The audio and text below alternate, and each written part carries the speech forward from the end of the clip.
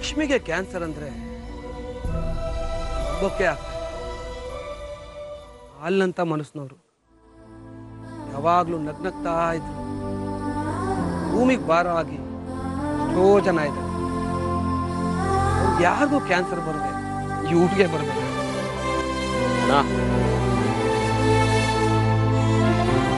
ಸಮಾಧಾನ ಮಾಡ್ಕೊಳ್ಳಿ ಅಣ್ಣ.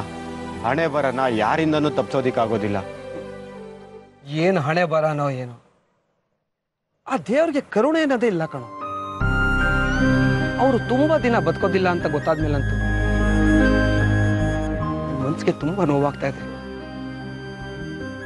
ಕೇಳ್ದಾಗೆಲ್ಲ ಹಣ ಕೊಡ್ತಾ ಇದ್ರು, ಬೇಕಾದಾಗೆಲ್ಲ ಎಕ್ಸ್ಟ್ರಾ ಸಹಾಯ ಮಾಡ್ತಾ ಇದ್ರು. ನನ್ನ ಪಾಲ್ಗೆ ಅವರೇ ಸಾಕ್ಷಾತ್ ಲಕ್ಷ್ಮೀ ದೇವಿ ಕಂಡ್ರು. ಅವರೇ ಹೊರಟೋಗ್ಬಿಟ್ರೆ ನನ್ನ ಜೀವನ ಖಾಲಿ ಪೊರ್ಸಾಗ್ಬಿಡ್ತಲ್ರೋ. ಹಾಗಾದ್ರೆ ಜ್ಯೋತಿಷಿಗಳು ಹೇಳಿದ್ದು ನಿಜ.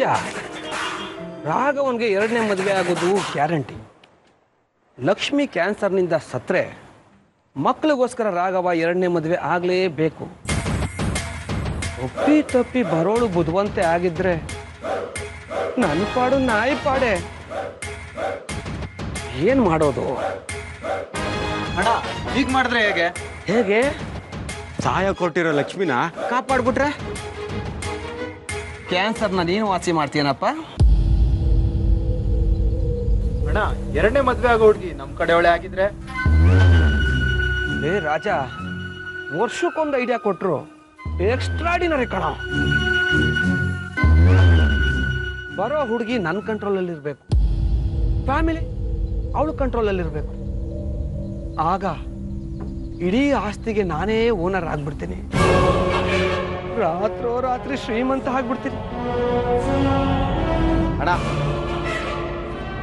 ಈ ತಕ್ಷಣಕ್ಕೆ ನಾವು ಒಂದು ಹುಡುಗಿ ನೋಡ್ಬೇಕು. ಅವಳನ್ನ ನಿಮ್ಮ ಹೆಂಡತಿ ಮನೆಯವರು ಸೆಲೆಕ್ಟ್ ಮಾಡೋ ಹಾಗೆ ನಾವು ಸೆಟ್ ಮಾಡ್ಬಿಡ್ಬೇಕು. ನೀವ್ ಹೇಳಿದ್ದೇನೋ ಸೂಪರ್ ಆಗಿದೆ, ಆದ್ರೆ ಈಗಿನ ಕಾಲದಲ್ಲಿ ಅಂತವ್ರು ಯಾರು ಸಿಗ್ತಾರೆ? ಸಿಗ್ತಾರೆ. ಡೌಟ್ ಯಾಕೆ? ಆಲ್ರೆಡಿ ಆಯ್ತು. ಬೆಂಕಿ ಕೂಡ ಅವಳು ನೋಡಿದ್ರೆ ತಂಪಾಗುತ್ತೆ.